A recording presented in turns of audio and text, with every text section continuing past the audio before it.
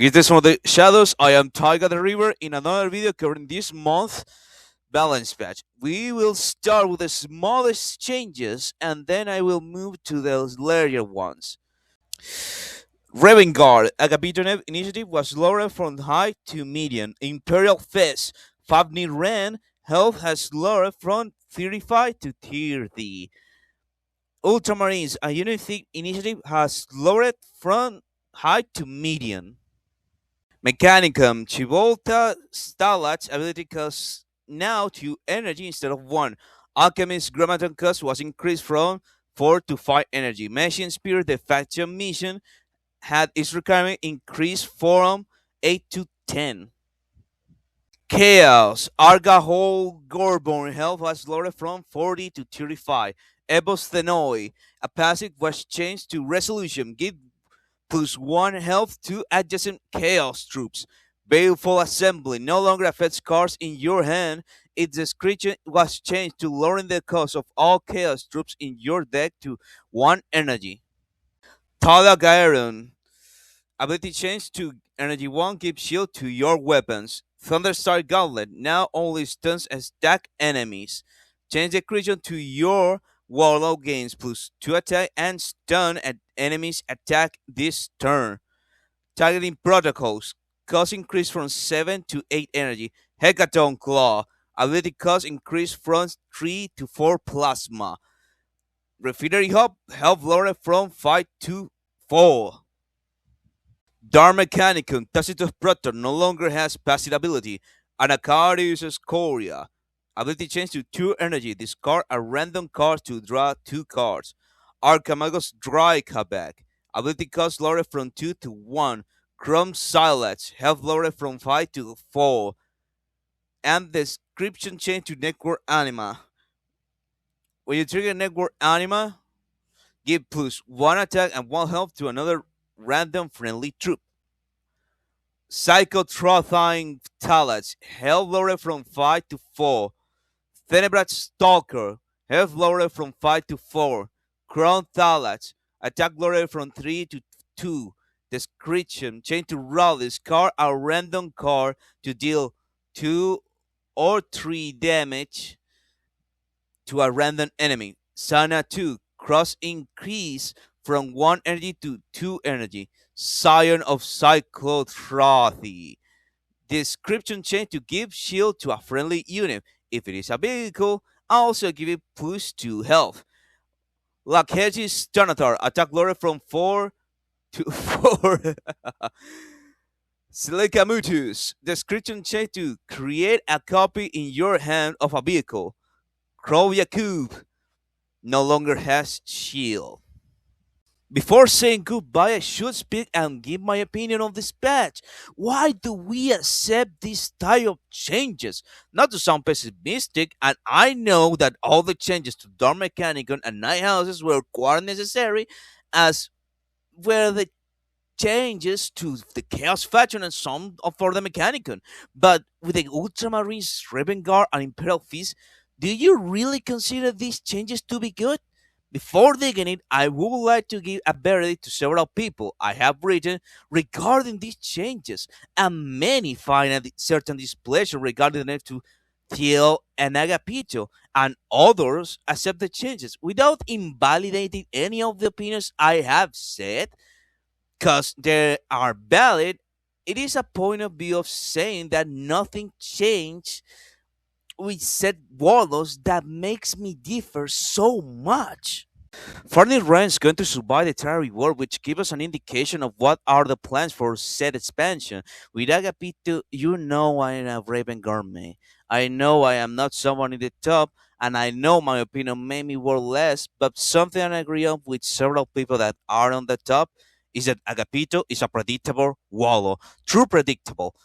Going first, suiting him well to respond first, but now that he will play slower, which many will say, hey, the free stun offered by the Fantasy Corner that is useful.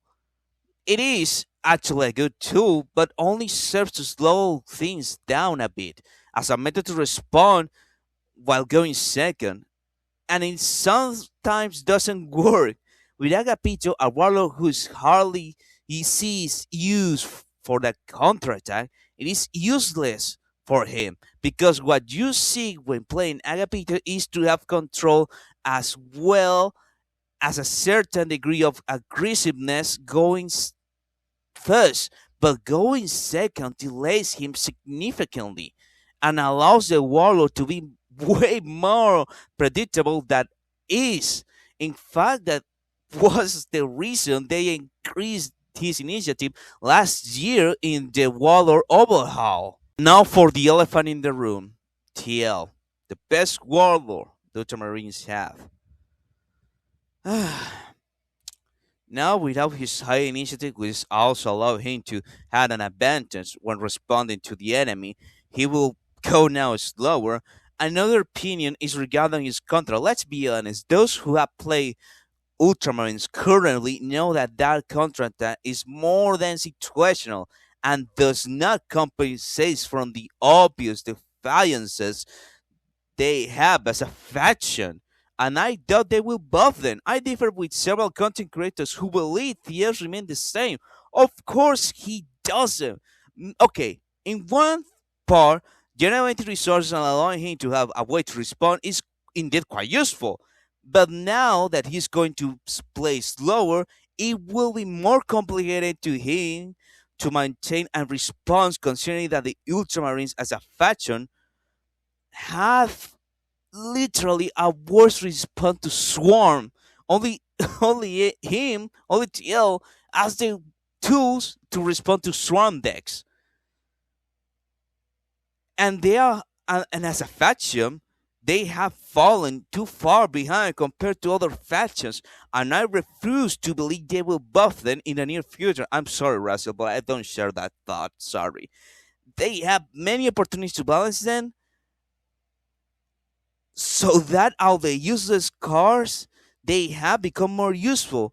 But no, do we have to wait for another battle pass of theirs to truly be worthy of a faction capable to reaching the top? Many talk about giving an ability to Corsin, but the reality is this: if they have wanted to give him an ability, they would have given it to him since the first time since he arrived. He became a vanilla warlord in every sense, a burden with nothing beyond the passive.